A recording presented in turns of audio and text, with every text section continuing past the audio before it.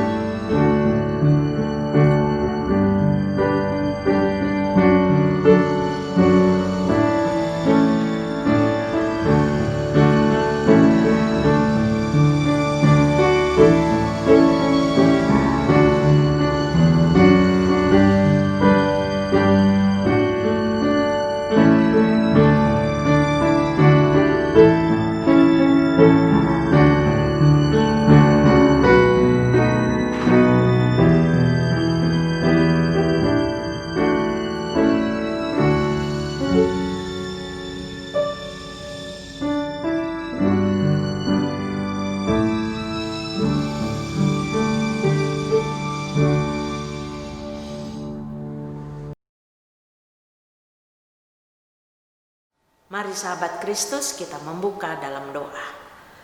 Kami bersyukur Tuhan, malam hari ini kami kembali diizinkan belajar dari seorang rasul besar, dan hari ini Rasul Thomas. Berkatilah setiap renungan yang akan kami lakukan supaya semuanya menjadi rema yang hidup dalam hidup kami. Dalam Yesus Kristus yang adalah firman yang hidup kami berdoa. Amin.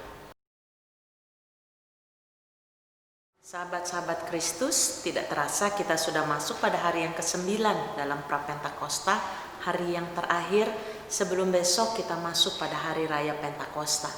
Hari ini kita akan belajar dari salah seorang murid Tuhan Yesus, siapa yang tidak kenal? Thomas.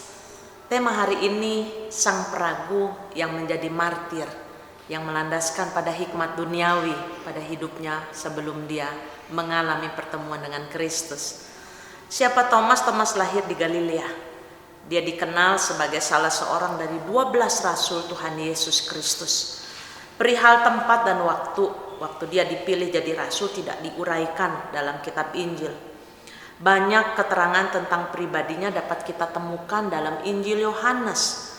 Thomas disebut juga Didimus, yang artinya kembar, adalah seorang nelayan pembantu. Dia tidak memiliki perahu sendiri seperti Petrus dan Andreas. Hidupnya hampir serba kekurangan. Mungkin hal ini yang membuat dia selalu bersikap hati-hati, pesimis, dan cepat menyangka akan terjadi hal yang buruk dalam dirinya. Dia menjadi orang yang kurang confident. Banyak orang yang mempunyai gambaran yang kurang tepat tentang Thomas. Meskipun demikian, Thomas dikenal sebagai murid Kristus yang berani. Thomas hadir dalam peristiwa dibangkitkannya Lazarus, dan dia juga hadir pada perjamuan terakhir. Di antara ke-12 rasul, Thomas dikenal sebagai orang yang tidak mudah mempercayai sesuatu. Sikapnya ini terlihat sangat jelas dalam kaitannya dengan peristiwa penampakan Yesus setelah kebangkitannya. Saudara bisa lihat Yohanes 20 ayat 24 sampai 29. Oleh karena itu, di kalangan umat sering terdapat gambaran yang kurang baik tentang Thomas. Sekali namanya disebut, pasti coba saudara pasti akan terbayang di dalam benak Anda sekalian, dia adalah seorang rasul yang tidak mau percaya kepada sesuatu yang belum dia saksikan sendiri. Ketika Yesus mendengar bahwa Lazarus meninggal, ia memutuskan untuk kembali ke Yudea. Padahal baru saja orang melempari Yesus dengan batu di daerah itu. Sesudah para rasul gagal menahan Yesus, di sini peran Thomas. Thomas dengan tegas dia mengajak, ayo kita pergi juga, biarlah kita mati bersama-sama dengan dia. Thomas tak mau membiarkan Yesus pergi sendirian menantang bahaya. Thomas tipe orang yang loyal, yang setia. Thomas seorang yang terus terang, polos, dan tidak malu-malu menyatakan dan mengatakan tentang apa yang dia tidak tahu. Pada perjamuan terakhir, ketika Yesus berpamitan, Thomas bertanya dengan polos, kami tidak tahu kemana engkau pergi. Jadi bagaimana kami tahu jalan ke situ? Keraguan Thomas ini mengundang Yesus untuk menyingkap rahasia Trinitas yang mendalam. Karena itu Yesus mengatakan, akulah jalan, kebenaran, dan hidup. Tidak seorang pun datang kepada Bapa tanpa melalui aku. Kalau kamu mengenal aku, maka kamu juga mengenal Bapakku. Sikap ragu-ragu Thomas tampak jelas sekali dalam sikapnya terhadap berita penampakan Yesus kepada para rasul. Itu sebabnya kita pasti ingat perkataan dia, sebelum aku melihat bekas paku pada tangannya, dan sebelum aku mencucukkan jariku ke dalam lambungnya, sekali-kali aku tidak akan percaya. Nah, tentang sikap Thomas ini, sejarah gereja mencatat, Bapak gereja kita Agustinus menulis dengan pengakuannya dan dengan menjamah luka Tuhan, ia sudah mengajarkan kepada kita apa yang harus dan patut kita percayai. Ia melihat sesuatu dan percaya sesuatu yang lain. Matanya memandang kemanusiaan Yesus, namun imannya mengakui kealahan Yesus. Sehingga dengan suara penuh gembira bercampur penyesalan mendalam, ia berseru, ya Tuhanku dan Allahku. Kepadanya Yesus bersabda, karena kamu telah melihat aku, maka engkau percaya. Tapi berbahagialah mereka yang tidak melihat, namun percaya. Dan kata-kata Yesus ini berkumandang aktual hingga dewasa ini. Tentang karya kerasulan Thomas sesudah itu, kitab suci tidak menyebut apa-apa lagi. Juga tidak ada sepucuk surat peninggalan Thomas yang sampai kepada kita. Menurut tradisi yang dibeberkan oleh Ambrosius dan Hieronymus, bapak gereja kita, Thomas menyebarkan kabar gembira. Dia menjadi pekabar Injil ke arah timur dengan mengikuti jalan para pedagang, yaitu dia pergi ke Syria, Armenia, Persia, bahkan sampai India. Dekat Madras di kota Malaipur, Thomas menerima mahkota kemartirannya. Orang Kristen India Selatan, lebih-lebih di sepanjang pantai Siro Malabar, percaya bahwa Thomas menobatkan Raja Gondapur dan bahwa mereka keturunan orang-orang Kristen abad pertama. Pada akhirnya Thomas mati ditusuk tombak dan relikunya masih tetap ada sewaktu makamnya dibuka kembali pada tahun 1523. Thomas yang disebut Didimus, dari seorang peragu, dia mati sebagai martir. Nah, apa yang bisa kita renungkan dari kisah Thomas ini? Sahabat-sahabat Kristus, pernahkah saudara merasa ragu-ragu tentang sesuatu hal? Dan kemudian keraguan itu sirna karena saudara telah melihat atau menerima sebuah bukti nyata. Akan tetapi, apa sebenarnya keraguan-raguan itu? Keraguan-raguan adalah sebuah kebimbangan yang terjadi dalam hati seseorang karena kurang percayanya dia. Rasul Thomas pernah mengalami hal itu soal kebenaran kebangkitan Kristus. Dia tidak hadir ketika Yesus datang kepada para murid di sebuah ruangan. Thomas baru hadir ketika Yesus datang kembali kedua kalinya kepada para murid. Di sana Yesus menunjukkan bukti otentik bahwa benar dirinya mati dan benar pula dia bangkit dari kematian. Menyaksikan hal tersebut, Thomas tersungkur dan rebah, hatinya penuh iman yang diungkapkan dengan kalimat, "Ya Tuhanku, ya Tuhanku." Keadaan yang sukar dan cenderung sama terkadang membuat orang kehilangan kepercayaan kepada Tuhan. Sebab terkadang mereka merasa bahwa Tuhan tidak menolong mereka karena badai penderitaan yang tak kunjung usai. Pada masa pandemi saat ini, mari kita belajar. Mungkin ada banyak di antara kita yang bertanya, di manakah Tuhan? Mengapa Tuhan diam? Dan keadaan ini membuat iman kita menjadi ragu-ragu.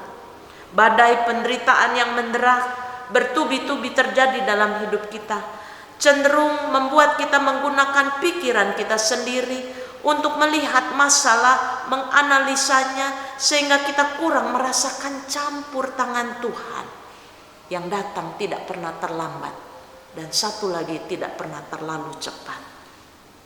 Pada masa pandemi COVID ini, kita belajar untuk berada dalam proses dari ragu-ragu menjadi percaya dan bersedia menjadi martir.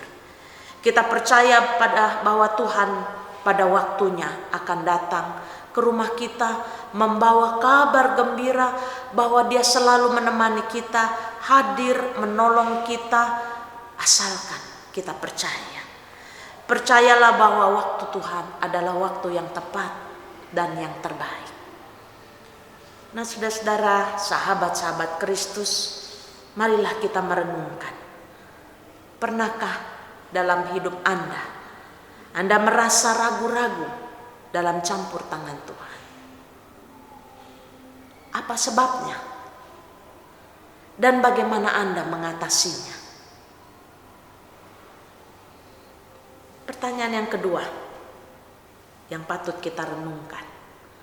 Pernahkah Anda punya pengalaman bersama dengan Tuhan yang membuktikan kebenaran pernyataan Tuhan Yesus? Berbahagialah mereka yang tidak melihat, namun percaya. Bisakah Anda ungkapkan rasa bahagia itu? Ceritakanlah kepada orang-orang di rumah Anda. Kiranya Tuhan menolong kita pada malam ini. Sahabat-sahabat Kristus, marilah kita menyatukan hati dalam syafaat kita. Bapa yang penuh rahmat dan anugerah, malam hari ini kami mau memanjatkan syafaat kami. Kita berdoa untuk apa yang telah kita pelajari dari Thomas, sehingga kita menjadi pribadi yang teguh dan percaya bahwa Tuhan terus menolong kita.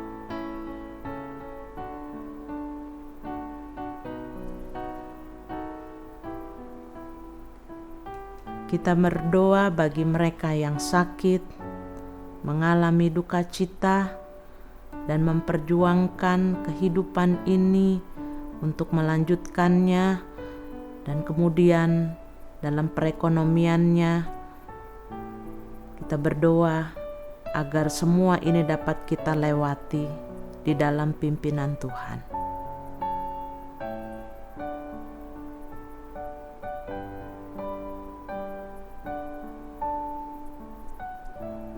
Kita mengangkat syukur untuk acara Prapentakosta secara online yang berakhir pada malam ini.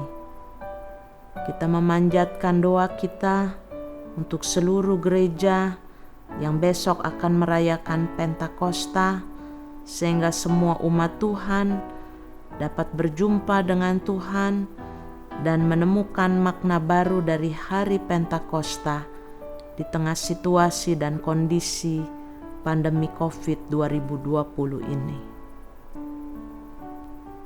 Kita berdoa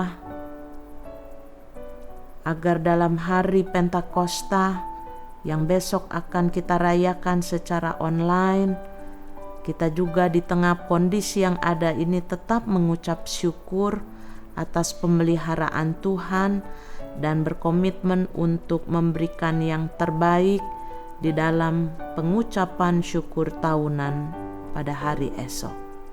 Berkatilah, sambutlah, kabulkanlah seturut dengan kehendak-Mu. Dalam Yesus Kristus, Sang Juru Syafaat kami berdoa. Amin.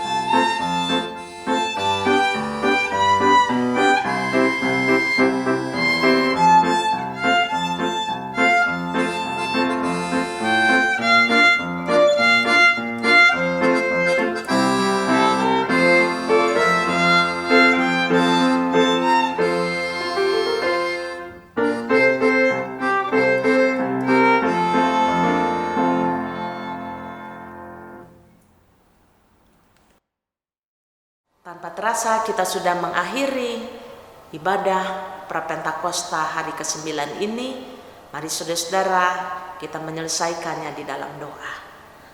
Bapa yang rahmani, sekaligus Ibu yang rahimi dan sahabat kami yang sejati, kami menyerahkan seluruh acara dalam masa Prapentakosta ini ke dalam rahmat dan anugerah-Mu. Berkatilah semuanya Tuhan, supaya apa yang telah kami dengarkan sepanjang 9 hari ini menjadi satu pendalaman iman yang mengukuhkan percaya kami kepada-Mu, sehingga kami kedapatan menjadi murid-murid Tuhan yang senantiasa mengandalkan Tuhan. Berkatilah juga istirahat kami, sehingga besok ketika kami bangun kami dapat mengikuti ibadah online kami di dalam berkat dan rahmat-Mu. Inilah doa kami memanjatkannya di dalam nama Bapa, Putra, dan Roh Kudus. Amin.